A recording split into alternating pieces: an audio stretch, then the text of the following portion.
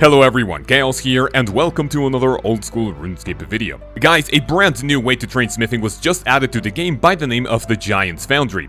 In today's video, I will go over all the crucial information for you to get all of your rewards, a good chunk of experience, but most importantly, a more interactive way to train this skill. If this is your first time on this channel, there are weekly uploads as well as daily live streams, so if you like what you see today, consider subscribing with notifications on, drop a like, and join our Discord server to interact with me and our amazing community. Now, my only disclaimer for this video is that this is a day one guide, and my aim is to give you all the tools you need in order to find the perfect setup for you and your smithing level.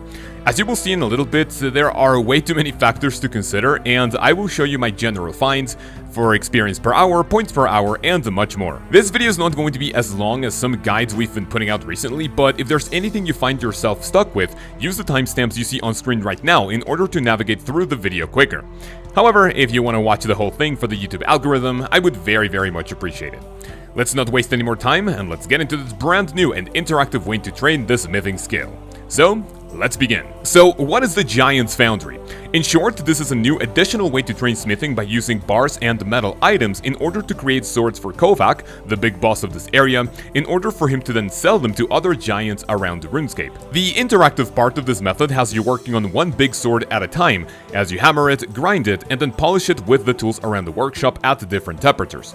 By making them and then handing them in, you will earn reward points in order to buy items which are useful outside and inside this new area for the smithing skill. This is basically what Mahogany Homes is for construction and what Guardians of the Rift is for runecrafting. An alternative training method that, although not the best experience per hour in the game, will be fairly budget friendly and also a great way to train your smithing levels. The most important part about this new activity is the fact that this is a new item sync for the game, as all of the bars and the metal items you use in here will be completely removed from the game, creating a very needed item sync for the game for all of the resources. You make some of your money back, but with a higher level bars, this will be fairly expensive if you're buying the materials on the Grand Exchange. Finally, how do you get here and what are the requirements? This place can be found in the Giant's Plateau, which is east of Alcaran, and to have access to it, you need to finish a quest called the Sleeping Giants, for which you need a minimum of level 15 smithing to start. So, just like my Guardians of the Rift guide, if you guys are here trying to figure out how this works, I am going to assume that you basically spacebarred through the entire quest. Now, jokes aside, let's learn more about this minigame and how to max your efficiency. Before we start though, I want to take some time to explain the reasoning behind this activity. As of the time of releasing this video, I streamed this content for 6 hours yesterday, which was the day of release, and I got one very important question asked through most of the stream. Is this worth doing? If you're a normie account such as myself, you're not really missing out if you skip this one. The most important reward is the smithing outfit, which I will talk about towards the end of the video, but honestly smithing is already fast enough and its special effect doesn't really justify grinding all of the points you need for it. Other than that, all of the rewards for a normal account are nice, but not game changing in the slightest in my very personal opinion. It will speed up smithing a little bit for sure, but again, more of them later. If you're an Ironman though, this activity will be fairly game-changing for the simple fact that this is basically smithing training out of recycled materials you get from either Slayer or even from smithing training itself.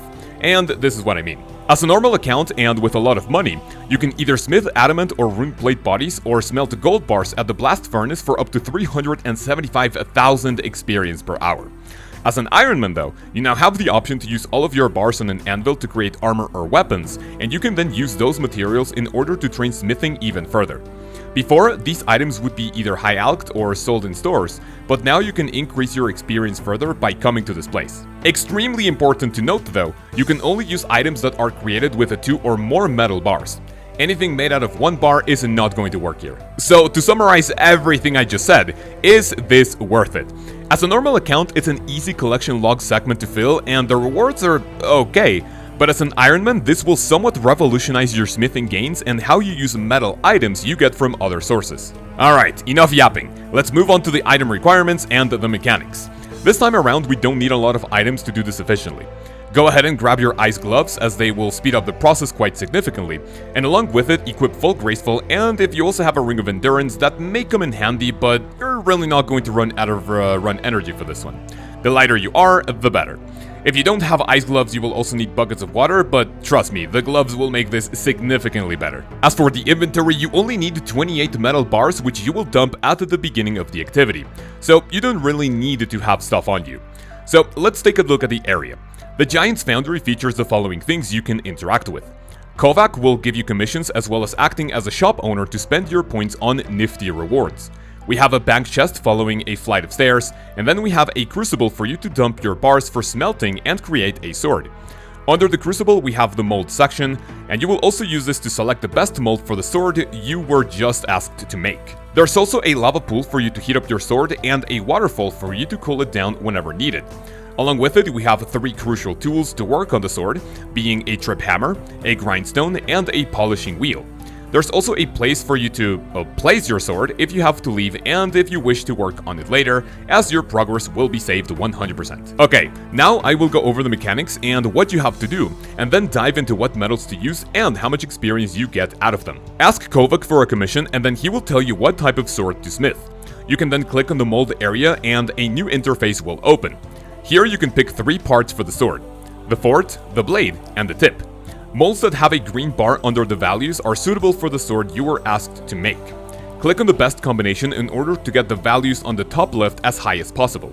According to the wiki, these are the best molds for each type of sword.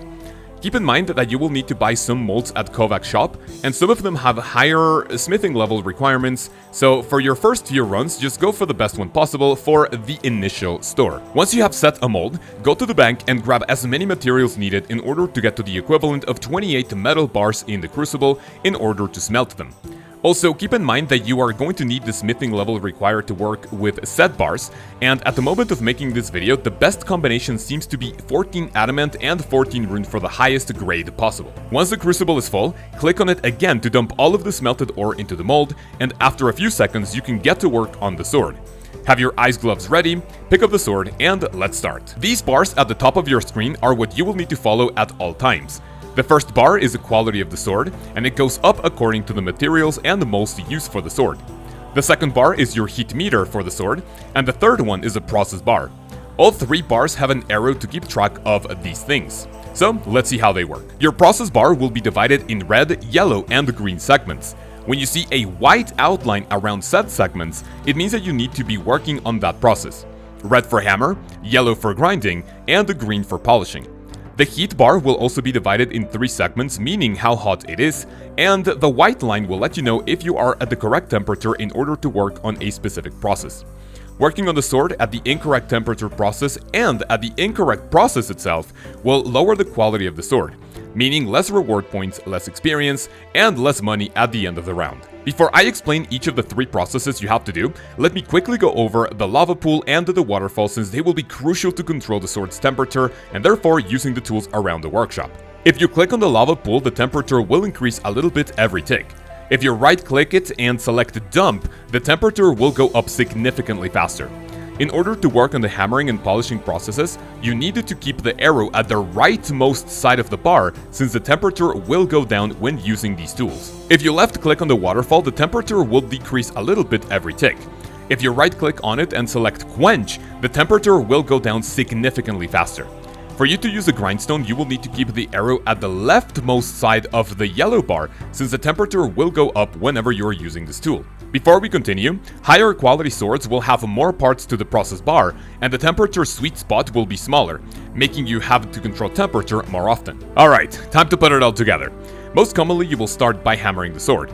Your heat bar will be full and it will gradually cool down if you stand still. You can go to the waterfall and then set the temperature arrow at the rightmost part of the red bar, and then get hammering. If the arrow falls below the threshold, go to the lava pool and then heat it in order to go back to the trip hammer and finish this process. Eventually you will need to something else, and let's say that you need to grind the sword next. Whatever temperature you are at, either heat it up or cool it down in order for the arrow to be in the leftmost side of the yellow bar, and then click on the grindstone to start working. Eventually the sword will heat up too much, so go to the waterfall if needed, and then cool it down before grinding it some more. The third and final process is polishing. Whenever you get to a green segment in the progress bar, make sure the arrow in the heat bar is all the way towards the rightmost part of the green bar, since the sword will cool down during this process. Polish this sword until the temperature is about to get too low, heat up the sword if needed, and get back to it. Eventually you will see a yellow outline around the entire bar interface, and this means that if you click on the tool you are using at the moment quickly, you will gain more progress, which speeds up the run significantly. Make sure to do this as soon as you see it though, because you don't really have a lot of time and it definitely pays off if you are alert. Once you finish the sword, right click and choose Hand In to Kovac to finish the commission. Keep in mind that any mistake made throughout the process will lower the quality of the sword, hindering your payout at the end. Alright, so that's it about the whole process. Now, what about experience and the points per hour?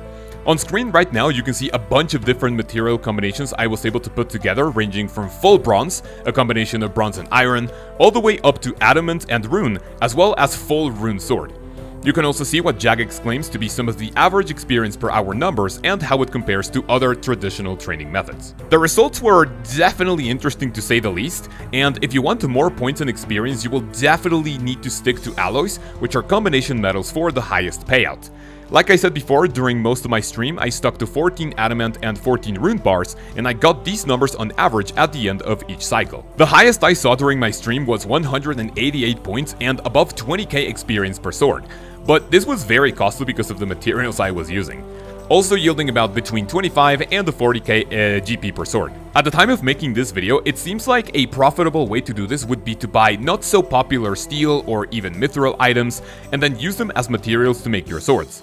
But obviously, since this is a brand new activity, prices are going to be fairly wonky for a few weeks, so only time will tell if this can eventually be another way to make money with smithing. Even if it's not a huge amount, however. A quick shout out to my friend Mayan Sol on YouTube or Island Bwai in the Discord for testing out some steel items which can yield a little bit of profit just for now. Alright boys and girls, that's pretty much it about the juiciest part of the video, and now we jump to the rewards. In my very personal opinion, if you are going to camp this long term for the rewards, get all of the molds as soon as possible, as they will open the way for higher quality swords and therefore more points and more experience. This is what I did during my stream, and by the time this video releases, I will have unlocked all of them for bigger gains. Next on the list, we have the double ammo mold. To buy this, you need completion of the Giant's Dwarf quest, and when you make cannonballs with this in your inventory instead of the normal ammo mold, you will make cannonballs twice as fast. Meaning that 2 steel bars will be consumed for 8 cannonballs, as opposed to a single bar consumed for 4 balls. Kovac's Grog is a new item to temporarily boost your smithing level by 4, beating the previous best item for this task, a mature dwarven stout, which increased it by 2. And of course, nearing the spicy stew, which has a chance of increasing your smithing level by up to 5. The smithing catalyst is a consumable item that will be, well, consumed when smithing bars at a furnace. In exchange, you will need half the coal normally needed for a metal bar, and you will also gain double the experience for a said bar. You can use this at the blast furnace, but the coal required for a bar will not decrease any further, as the blast furnace already has this effect. Not really exciting. Next, we have the ore pack, and with leftover points you can buy this, and it will contain a random assortment of 30 noted ores including coal, iron, mithril, adamant, and of course rune. You can think of it like a gem bag, but from the Motherlode mine. Next, we have 4 pieces of the smith's uniform, and each piece gives a 20% chance of speeding up a smithing action by 1 tick, going up to a full 100% chance with a full outfit, meaning that smithing will be faster with either some pieces or the full outfit.